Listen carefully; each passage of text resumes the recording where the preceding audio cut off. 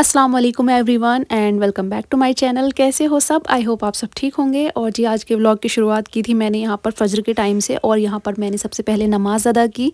उसके बाद में मन बहुत कर रहा था कि जाकर के ब्लैंकेट में लेट जाऊँ फिर से, लेकिन फिर सोचा कि नहीं, आज अपना जो है रूटीन सुबह से ही शुरू करते हैं, अर्ली मॉर्निंग से। यहाँ पर मैं सुबह सवेरे ही अपने घर की जो स्टेयर्स हैं वो क्लीन कर देती हूँ, ताकि फिर दिन में मुझे ना करना पड़े, और बाहर फिर भी निकलना सही नहीं लगता दिन में, तो मैं अर्ली मॉर्निंग में कर देती हूँ क्योंकि रोड पर इतना कोई होता नहीं है। और उसके बाद में मैं डायरेक्ट किचन में आ गई थी क्योंकि आज मुझे बनाने थे बथुए के पराठे, और इसके लिए मैंने बथुआ रात को उबाल दिया था, और अभी इसमें मैंने चटनी डाल के मिक्स किया है अच्छे से, और बस इसको मैं तड़का लगा लूँगी और थोड़े से ऑयल में, यानी कि बस इसको भून लूँगी ज़ीरा डाल करके। सबसे पहले यहाँ पर मैंने कढ़ाई में थोड़ा सा तेल डाला है, 2 टेबल स्पून के करीब, और इसमें डालूंगी मैं ज़ीरा थोड़ा सा। उसके बाद में जो हमारा बथुआ है उसमें से पानी सारा मैंने अलग कर दिया था अच्छे से। उसको निचोड़ने के बाद में जो है ना, मैंने उसमें चटनी नमक वगैरह डाला था, और चटनी में मैंने सिंपल ही लाल मिर्च और लहसुन ज़ीरे वाली चटनी मैंने बनाई थी, जिसमें लहसुन जाता है, ज़ीरा जाता है और लाल मिर्च जाती है, साबुत लाल मिर्च। तो वो वाली चटनी मैंने इसमें डाली, साथ नमक डाला, अच्छे से मिक्स किया। उसके बाद में तड़का लगाया पैन में, ज़ीरा डाला, उसको कड़कने दिया। उसके बाद में मैंने बथुआ डाल दिया था और फिर इसको 1-2 मिनट के लिए भून लिया और फिर निकाल लिया था। तो इस तरह से ना मैं इसकी स्टफिंग रेडी करती हूँ बथुए के पराठे की। अच्छा, रात को ना ये गन्ने का जूस मेरे पास आया था, एक्चुअली ये अम्मी की तरफ से आया था, तो मेरा मन कर रहा था तो मैंने मंगा लिया था, और इसकी बनाएंगे हम खीर। तो किस किस ने गन्ने के रस की खीर खाई है मुझे बताइएगा ज़रूर, हमारे यहाँ तो बनती है। तो मैंने ना इसको फ्रिज में रखा हुआ था, तो अभी मैंने इसको निकाल दिया था सुबह सुबह फ्रिज से, क्योंकि मुझे दे के आना है इसको ऊपर अपनी मदर इन लॉ को, क्योंकि वही बनाएंगी इसकी खीर, और वो बनाएंगी चूल्हे पर। तो इसमें बहुत टाइम जाता है और बहुत लंबा प्रोसेस होता है, तो मैंने तो कभी बनाई नहीं है, तो मैंने इसीलिए उनको दे दिया था। उनका भी बहुत मन कर रहा था और मैं भी शौक से खा लेती हूँ, तो इस वजह से बस बनाएंगी वो। खैर, यहाँ पर हम ब्रेकफास्ट बनाने की तैयारी करते हैं, जो कि मैं बना रही हूँ पराठे, जैसे मैंने आपको बताई है। सारी ही प्रिपरेशन हो चुकी थी ऑलमोस्ट, और अब मैं बस चाय बनने के लिए रख रही थी। जब तक मेरे हस्बैंड बेड से नहीं उठ जाते तब तक मैं किचन का काम शुरू नहीं करती, क्योंकि मुझे पता है उनको उठने में ही ना 1 घंटा लग जाता है। कभी वो फ़ोन चलाते हैं, कभी कुछ करते हैं, बहुत टाइम वेस्ट करते हैं वो सुबह में उठने में, और बस उनको कुछ रेडी ना मिले तो बस मुँह बनाते हैं, लेकिन खुद से नहीं उठा जाता उनसे।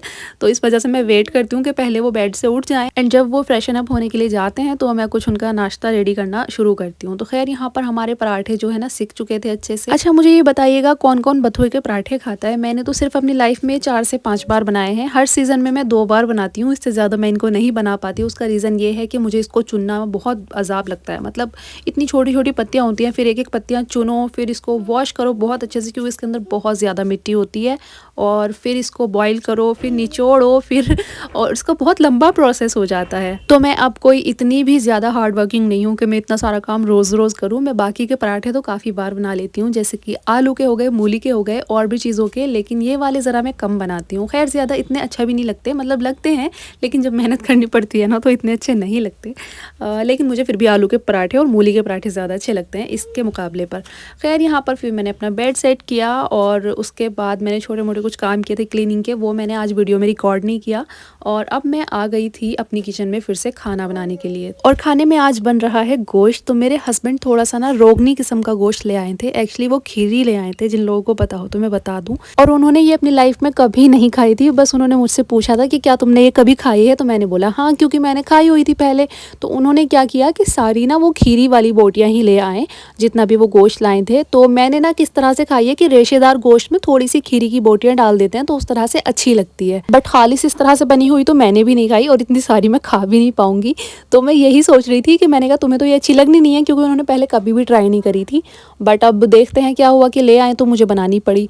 और मैं तो रेशेदार गोश्त में ही हमेशा, जैसे कि 80% रेशेदार गोश्त हो गया और 20% खीरी डलवा ली, इस तरह से तो पकाई जा सकती है, बट खालिस मुझे नहीं अच्छी लगती, शायद कुछ लोगों को पसंद हो। खैर, यहाँ पर मैं ऊपर आई हुई थी और मैंने सोचा आपको इनसे मिलवा दूँ। तो कुछ लोगों ने मेरे व्लॉग्स मैंने देखा था, तो कुछ लोग ना कॉमेंट करते रहते हैं कि आपने अब नहीं दिखाए, और फिर ये छत पे ही होते हैं ऊपर ही, और धूप में मज़े कर रहे थे अभी तो ये, और गुस्सा भी कर रहे थे मैं इनकी वीडियो क्यों रिकॉर्ड कर रही हूँ। और यहाँ पर आप मेरे कपड़े देख सकते हैं, बहुत सारे मैंने कपड़े धोए थे, और सारे ही अभी अच्छी धूप निकली हुई है आज माशाल्लाह से, तो काफ़ी सारे कपड़े ना हमने डाले हुए थे इस तरह। और फिर मैंने नीचे आके देखा तो मुझे ऐसा लग रहा था कि कहीं ये जल ना गया हो इसका मसाला, क्योंकि मैं कुकिंग करते करते ही ना ऊपर चली गई थी बीच में स्लो गैस करके। और फिर मैंने आगे देखा तो अल्हम्दुलिल्लाह ये बच गया था। उसके बाद मैंने इसमें शोरबा किया थोड़ा सा, और हरा धनिया से इसको गार्निश किया, थोड़ी सी मैंने इसमें कसूरी मेथी डाली, और ये हो चुका था रेडी। टेस्ट तो अच्छा हो रहा था मसाले का बहुत ज़्यादा, लेकिन इतनी ये जो बोटियाँ हैं ना, ये बस 1-2 ही अच्छी लगती हैं मुझे तो खाने में, मैं ज़्यादा ये नहीं खा सकती।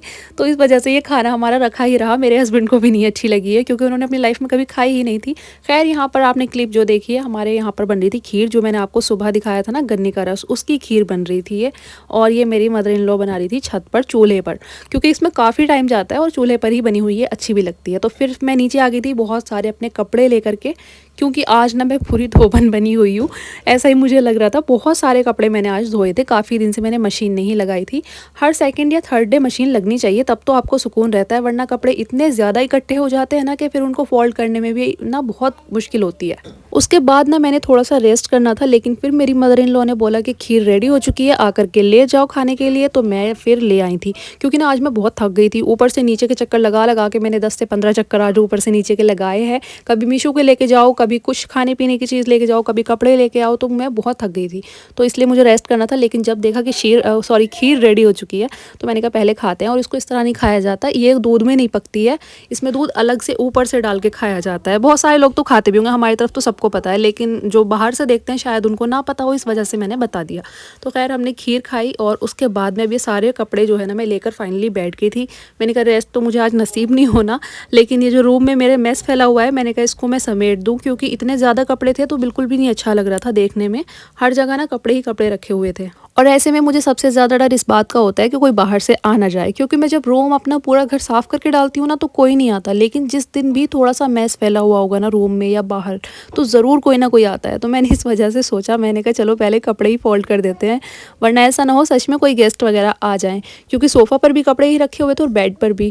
खैर, यहाँ पर सारे कपड़े फोल्ड किए। ये मेरे हस्बैंड की जैकेट है जो उन्होंने इसी साल ली है, मुझे बड़ी अच्छी लगती है ये, और इसको हमने फ़ोल्ड किया। इसको मैं अलग से रखूँगी, क्योंकि डेली वियर के अलग रखती हूँ कपड़े, और कहीं बाहर आने जाने के अलग रखती हूँ।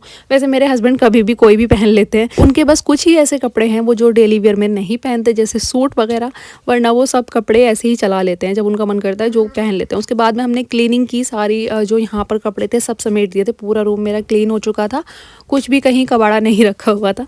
तो मुझे ना सारी चीज़ें कबाड़े के जैसी लग रही होती हैं, जैसे कि मैंने कोई कचरा फैलाया हुआ है, चाहे वो कितनी ही अच्छी चीज़ क्यों ना हो, अगर रूम में इस तरह से फैली हुई होती है ना, तो फिर वो बहुत बुरी लग रही होती है। खैर, यहाँ पर अब मैं थोड़ा सा रेस्ट करूँगी, और रेस्ट करने के थोड़ी सी देर बाद फिर से मैं अपनी किचन में आ गई थी, क्योंकि भाई मेरे हस्बैंड ने दोपहर लंच नहीं किया था अच्छे से, और उनको देखकर मैं समझ गई थी कि इनको खाना नहीं अच्छा लगा है, उनको वो डिश नहीं पसंद आई थी, पसंद आनी भी नहीं थी, पता नहीं वो क्यों लेकर के आए थे। जो बंदा कोई चीज़ नहीं खाता तो फिर उसको ट्राई भी नहीं करनी चाहिए वैसे।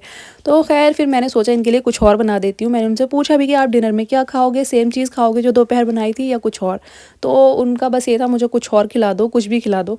तो फिर मैंने सोचा कि उनके लिए तहरी बना देती हूँ। और यहाँ पर बस मेरे पास में वेजिस के नाम पर ये मटर और आलू रखे हुए थे, तो मैंने सोचा मटर आलू डालकर ही सिंपल सी तहरी बना देते हैं, मसालेदार सी, अच्छी सी टेस्ट में।